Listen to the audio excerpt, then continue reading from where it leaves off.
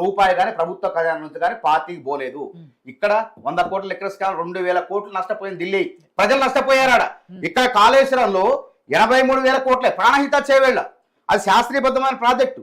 దాదాపు 38,000 కోట్లు అంచనా. అది దాదాపు 10,000 కోట్లు ఖర్చు పెట్టి 70 కిలోమీటర్ల కాలువలు దోయిన తర్వాత కేసీఆర్ గారి స్వార్థం కోసం ఇట్లా కాదు అంటే ఆ ప్రాజెక్ట్ కొనసాగితే కమిషన్ రావు కాబట్టి ఇట్లా కాదు తిప్పి పెట్టి అడుపెట్టి ఇడిపెట్టి ఆ ప్రాజెక్టు కట్టి ఏం చేశారు, కూల్చారు.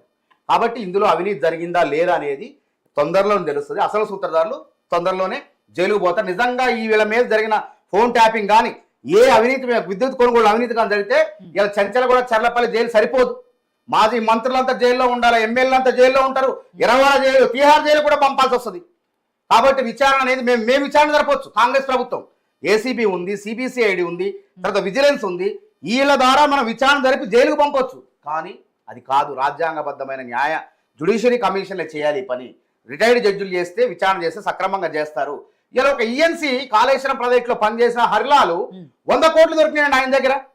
100 కోట్లు పట్టుబడి క్లియర్ కనపడ్డాయి, అందులో పనిచేసిన ఆయన.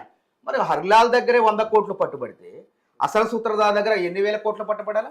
ఒక ఇంజనీర్ దగ్గరే దాదాపు ఇంజనీర్లు అందరూ ఎల్ఎన్టీ సంస్థ అందరూ కూడా విచారణ జరిపితే నోటీసులు ఇచ్చి వాళ్ళు ఏం చెప్పారంటే మేము ఇంజనీర్ చెప్పిన చోట కట్టలేదు, ఇది మొత్తం కర్త కర్మ క్రియ సూత్రధారి కేసీఆర్ గారు చెప్పారు. మరి వారిని విచారించాలా వద్దా చెప్పండి. ఇప్పుడు కింద వాళ్ళని ఈ చట్ట కాంగ్రెస్ ప్రభుత్వంలో అల్లు అర్జున్ అయినా, అక్కినే నాగార్జున అయినా, పల్లం రాజు అయినా ఎవరైనా ఒకటే. అల్లు అర్జున్ కేసులో బాల్కానీ ఇన్ఛార్జ్ దగ్గర అందరినీ జైలుకు పంపినాం. అదేవిధంగా ఆ కేసులో ప్రధానంగా కేసు నేరం జరగడానికి కారణకుడైనటువంటి అల్లు అర్జున్ విచారిస్తారంటే ఆయన ఏదో సరే ఉపశమనం పొందిండు. కానీ మేము ఊరుకోలేదు, పెద్ద నటుడైనా సరే చట్టం అందరికి సమానమే. ఇలా పేద ప్రజలు సామాన్యులు ఏ భోజనం తింటున్నారు, సన్నబియ్యం, శ్రీమంతులు కూడా ఏ తింటున్నారు. శ్రీమంతులు తినే భోజనాన్ని సామాన్యులకి సన్నబియ్యం ద్వారా ఇస్తున్నాం మేము. అదే చట్టం కూడా అందరికీ సమానమే అని చెప్తున్నాం మేము.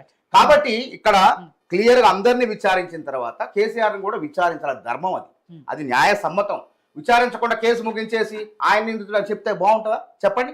కాబట్టి కాంగ్రెస్ ప్రభుత్వాలు చాలా అవినీతిని ఊరుకోవు. అదేవిధంగా ఇందులో 100% 1,00,000 కోట్లు కాదు జరిగింది అవినీతి, అది 20,000 కోట్ల 10,000 కోట్ల అనేది త్వరలో బయటపడుతుంది. అసలు జరగలేదంటే జరగకూడదు, ఎట్ట కూలిపోయింది అంటున్నా. 100 ఏళ్ళకి సాగర్ అట్నే ఉన్నది. కాంగ్రెస్ హయాంలో పెట్టిన ప్రాజెక్ట్ కట్టడం, టీఆర్ఎస్ భవనం ఎందుకు గోల్లేదు? మీరే కట్టుకున్నారు దగ్గర ఉండి. అంటే మీ ఆఫీసులో అట్ట ఫామ్ హౌస్ ఎందుకు గోల్లేదు చెప్పండి? మన ఇల్లు ఎందుకు గోల్దు? మనం కట్టుకునే. కాబట్టి గుర్తుపెట్టుకోండి, కాంగ్రెస్ ప్రభుత్వం కాంగ్రెస్ కి కార్యాలయం లేదు. ఇప్పుడు గమ్మత్ ఏంటంటే కాంగ్రెస్ కు పత్రిక లేదు, టీవీ లేదు, ఏదీ లేదు. కాంగ్రెస్ ఉండేది కూడా అద్దె భవనం, అది ట్రస్ట్ భవనంలో ఉంటారు ఇప్పుడు కూడా. దాన్ని కూడా ఖాళీ చేయించాలని 10 ఏళ్ళ అధికారం ఉన్నప్పుడు విశ్వ ప్రయత్నాలు చేశారు వాళ్ళు. కాబట్టి సరే చేసిన పాపం ఎక్కడికి పోదు, మనం వెంటాడుతుంది. ఇది కర్మ సిద్ధాంతం ఉంది కదా. కర్మ సిద్ధాంతం ఏంటంటే ఎవరు ఏ చర్య చేస్తే ఆ చర్యలకు అనుగుణంగానే ప్రతిఫలం వస్తుంది.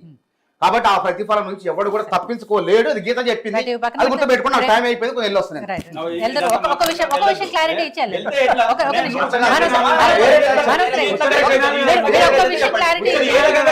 చెప్పండి ఇది ఏ రకంగా కరెక్ట్? నేను అంతకు ముందే చెప్పిన లేచిపోవద్దు నువ్వు అని చెప్పేసి అన్న. ఎందుకు వెళ్ళిపోతున్నాడు? మనం చర్చల నుంచి పారిపోవద్దు, అన్ని చర్చలాగానే ఉండాలి. ఎందుకు పారిపోవాలి? సరే ప్రేమ్ గాంధీ గారు, మీరు ఇందాక ఒక మాట అన్నారు, ఏదైతే అది మానవతరాయ్ గారు ఉంటే ఆయనే అడుగుదాం అనుకున్నాను, బట్ ఆయన వెళ్ళిపోతున్నారు. కాబట్టి రేవంత్ రెడ్డి గారే కవిత గారితో ఇదంతా చేసినారు, ఆయనకి తెలియకుండా చెయ్యట్లేదు అనే విషయంలో మీ దగ్గర ఎలాంటి ఆధారాలు ఉన్నాయి దానికి సంబంధించి? ఎలా చెప్తున్నారు?